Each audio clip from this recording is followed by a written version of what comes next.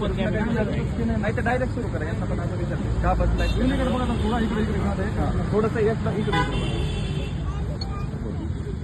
खाली घ्या खाली घ्या. छाया गणेश पांचाळ ही आमची भगिनी सरकारी दवाखान्यामध्ये चुकीच्या पद्धतीने इलाज केल्यामुळे मृत पावलेले आहे.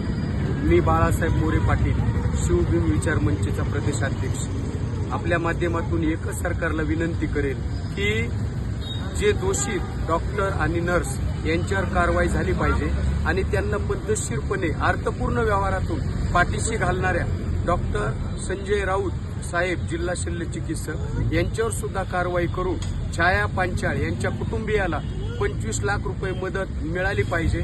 आणि जोपर्यंत या कुटुंबाला न्याय मिळत नाही तोपर्यंत आम्ही सर्व 18 पगड जाती जमातीचे सर्व ग्रामीण भागातले बालाघाटावरील नागरिक त्यांच्या पाठीमागे ठामपणे उभे राहणार, एवढंच या प्रसंगी.